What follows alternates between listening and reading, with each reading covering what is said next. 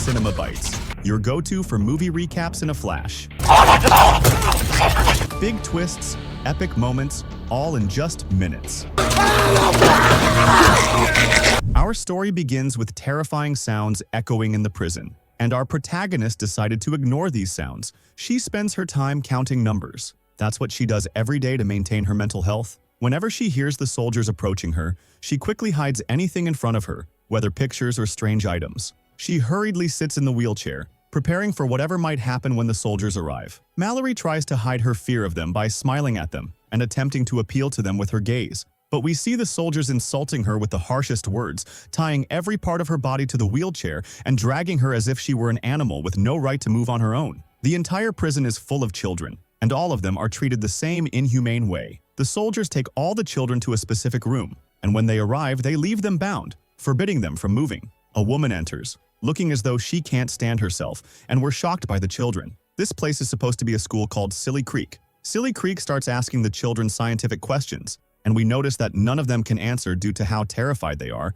except for Mallory, who seems to excel in her studies. We find out that the questions rely on memory. If someone has a weak memory and can't recall the teacher's explanations, they will be tortured and killed. Another teacher, Dustino, enters afterward, and she seems kinder than the previous one. She smiles at the children and treats them well. When she starts teaching, Mallory interrupts her with a strange request to skip the lesson and continue telling them the story she started before. At that moment, we finally see the children's laughter appear, and they all wanted the same request. Justino couldn't refuse their request and continued the story she tells them every day. We find out that Justino is a very beloved teacher because she's the only one in this ruined place who treats the children humanely. The day ends. The soldiers return and take the children back to their prison. We're shocked to find that after untying Mallory from the black straps, the soldiers are so afraid of her that they keep holding their weapons until they leave. As soon as the soldiers leave, Mallory pulls out the pictures she had hidden. These pictures give her hope that she might live freely again. After a while, when the children return to their prison, they're thrown food, a single meal a day. Looking at Mallory's food, we're shocked. It's a small portion of raw meat, still bloody. Despite being disgusted, Mallory eats it silently because she hasn't eaten all day. Suddenly, the sounds of torture return, and Mallory begins counting numbers again to avoid losing her sanity. While counting, she hears a voice approaching her. She looks out of her cell and sees Dr. Coldway. Dr. Coldway asks Mallory to choose a number between 1 and 20. Mallory randomly chooses 13. Dr. Coldway is pleased with the number and tells her, with a terrifying look, that it's a wise choice. What is this crazy woman planning? And what's the purpose of this strange question?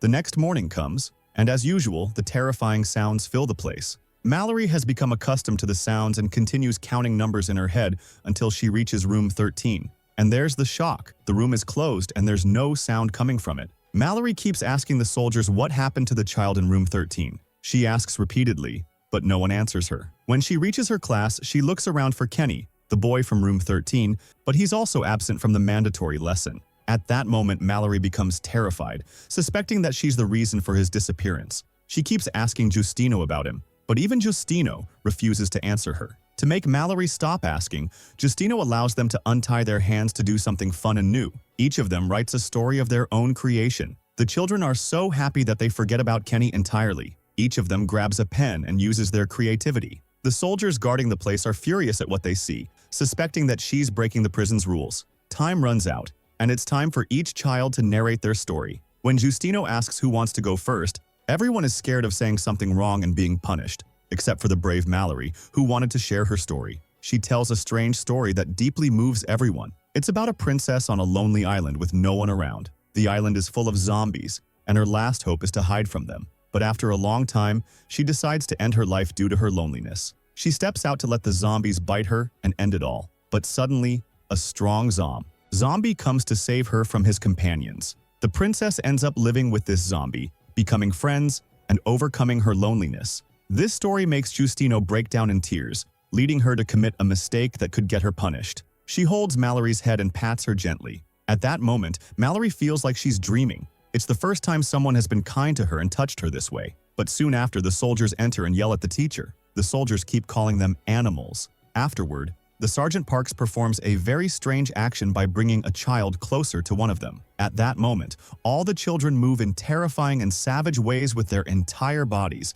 as if they want to attack the soldier and bite him ferociously. But of course, They are restrained in every part of their bodies and won't be able to do so. Justino pleads with Parks to stop what he's doing and to leave, but he says that these little zombies destroyed the entire city and left us living in fear. Then, all the children return to their prison again. Mallory becomes very angry with Parks because of what he said in class. She decides to hurt him with words just as he hurt her. You're definitely jealous because you've been dreaming of her for a long time, but she never noticed you. In response, Parks orders all the soldiers to leave the place and leave her alone. Indeed, all the soldiers leave. He leaves her tied to the chair without untying her, meaning she won't be able to sleep all night in that state. Afterward, Justino comes to check on Mallory after what happened in class, feeling that the soldiers might have done something to her. When she looks into her cell, she finds her tied to the chair and awake. She keeps calling for the guards, but no one responds. At that moment, she decides to open the cell door herself and help her, even though it's forbidden. When she unties Mallory, we notice her facial features change,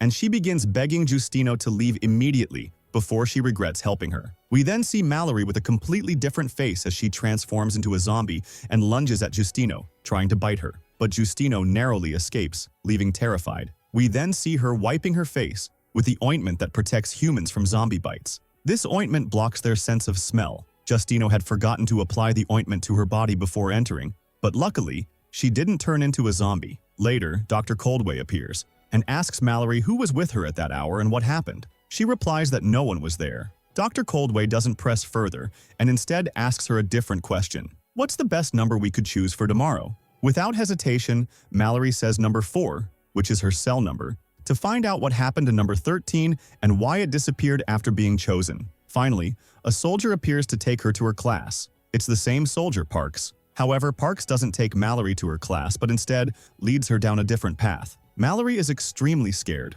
wondering what they will do to her. She pleads with Parks to take her to her class as usual, but he doesn't respond or care. They descend into the prison's lower levels, and zombies trying to break into the place and kill everyone inside. The soldiers are making continuous efforts to kill them all. For the first time, Mallory steps outside and sees the sun, as Parks takes her to a specific room. There, she encounters Dr. Coldway, who takes her and the nurse to the operating room. Justino appears, threatening to kill them if they don't stop what they're doing. We learn from her that every day, they dissect a child to conduct experiments for a cure. Dr. Coldway tries to calm her down, assuring her that they won't dissect her. But as soon as Justino calms down and lowers her weapon, Dr. Coldway sprays something in her eyes and calls for the guards to imprison and torture her. "I'll imprison you with them," she says. Meanwhile, Mallory tries to escape from her restraints to save Justino, but can't because she is tied up everywhere, restricting her movement. Just then, we hear the sound of zombies, who seem to have finally broken into the prison. Instead of fleeing,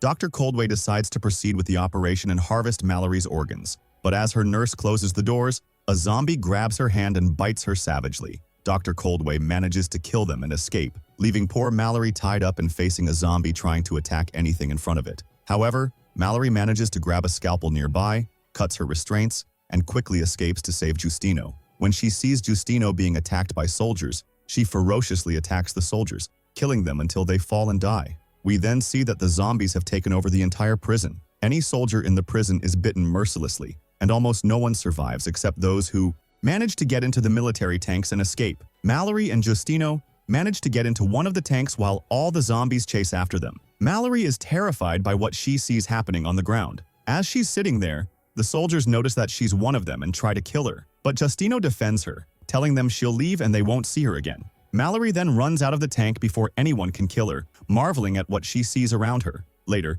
Justino goes to her and thanks her for her help, but Mallory says that she feels upset. But Mallory tells her that she is upset because of what she did, saying that she has become like those monsters. However, she meant to help her and keep the soldiers away from her. After that, the soldiers call Justino to move away from this zombie. Justino helps her by convincing them that Mallory is not a threat and is very smart. But the doctor says she doesn't care and insists that Mallory will still be dissected, refusing to give up her experiments. She even wishes they would bring her another lab so she can dissect her comfortably. At that moment, Justino slaps her. She reminds her of all the children she experimented on without any benefit. She tells her to leave Mallory alone. We then see Mallory tied to the outside of a tank as they transport her to find a safe place. They arrive at an area that seems free of zombies and take advantage of the safe spot to drink from the river in front of them. However, one of the soldiers, foolishly sensing a zombie nearby, fires his gun to alert the others. This noise attracts zombies, causing chaos. They all rush to the second tank as zombies begin attacking them one by one.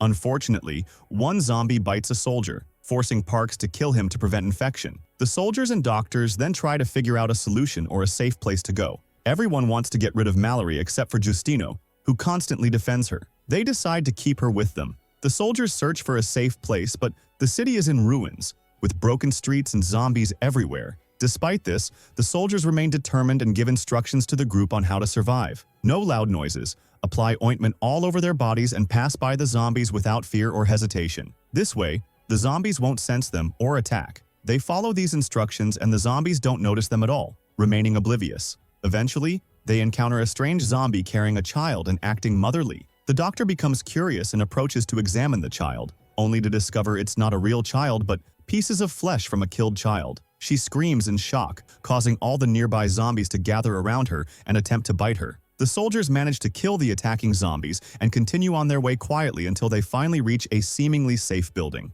They search for food everywhere since they've been starving all day. Mallory sits with Dr. Coldway and asks her why she is so harsh and cruel to all the children. Dr. Coldway explains that she doesn't hate them, but has done everything in hopes of saving the remaining humans from extinction. She then reveals that Mallory, along with other children like her, was born with strong immunity, allowing them to resist the virus successfully. They are half zombie and half human. Later, Justino finds a zombie tied up and eating itself. The zombie has eaten its entire arm. When it sees Justino, it tries to attack and bite her, but she kills it without hesitation. Afterward, she goes to Mallory and gives her a storybook she found in the building, encouraging her to entertain herself since she loves stories. Mallory starts reading the story aloud, and Parks becomes curious about their relationship. It becomes clear that Mallory has gained trust within the group, as even the soldier Kieran listens to her story all night without fear. When morning comes, they decide to leave the building to find their fellow soldiers and head to another prison.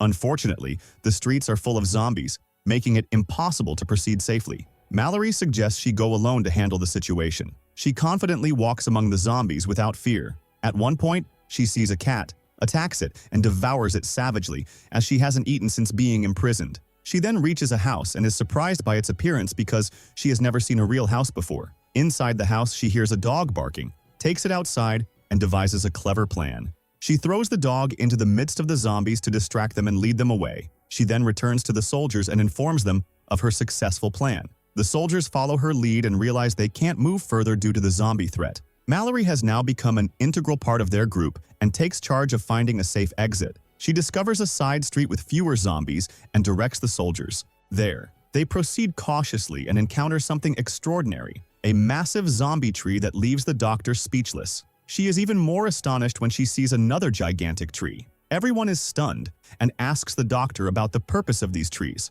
She explains that zombies only bring destruction and ruin to the planet. If the fruit of these trees ever opens, it will mark the end of the world. Mallory, curious, asks what would happen if that were to occur. Dr. Coldway explains that the infection would then spread through the air, turning the entire planet into zombies. As they continue, they finally find a safe house without any zombies nearby. They discover that its occupants were their fellow soldiers. The house lacks food, so Kieran goes out to search for supplies. However, signs of transformation begin to appear on her face. She begs the soldiers to let her leave, fearing she'll attack and eat them if she stays. The soldiers allow her to leave, and she runs everywhere in search of living creatures to eat. However, the city is filled with zombies, and there are no animals in sight. Despite this, Mallory doesn't give up and decides to climb to higher ground to search for meat. Meanwhile, Kieran also searches for food for the group, but finds nothing. Mallory eventually discovers birds on the roof of a building and savagely preys on them. After eating, Mallory finds a door and decides to go and see what's inside.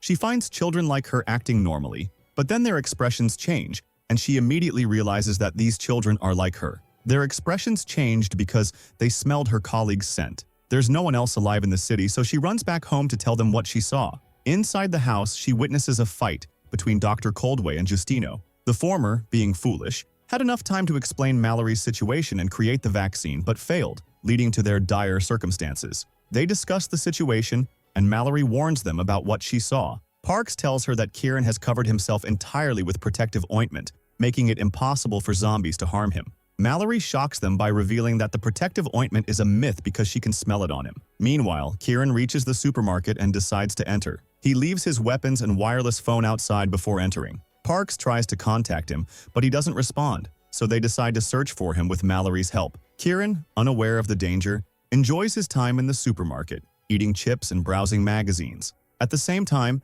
Mallory tries to track his scent, but seems lost as he keeps retracing his steps. While reading a magazine, Kieran encounters his fate, the zombie children that Mallory had seen. In a cunning move, the children lure him in. Suddenly, a large number of children appear. Kieran pleads with them to leave him alone, but the zombies savagely attack him. Parks and the soldiers arrive too late, only to find that Kieran has been completely devoured. Mallory grabs the largest child, who seems to be their leader, and beats him mercilessly, intimidating the rest. She kills the leader, causing the other children to fear her. This act convinces her friends to follow her lead, and they return to the safe house. However, they are met with a shocking discovery. The woman in the house has gone completely mad and tries to suffocate them with gas. Mallory manages to outsmart her, pretending to be affected by the gas, only to reveal her true intentions later. She warns the woman that if she tries anything else, she will retaliate without mercy. The woman backs off, and Mallory leaves the house, filled with anger and a thirst for revenge. Mallory, determined to take revenge on humanity, burns the zombie tree, releasing the infection into the air and ensuring that everyone becomes infected. Parks tries to stop her but fails. He himself starts showing symptoms of the infection and begs Mallory to kill him before he fully transforms. Without hesitation, Mallory shoots him, transforming everyone into zombies. Finally, Mallory returns to Justino to inform her that she is now imprisoned and cannot leave because the air is contagious. The film ends with Justino adapting to her new life in captivity, continuing her work as a teacher for the zombie children, led by Mallory. Don't forget to like, subscribe, and share your thoughts about the movie in the comments.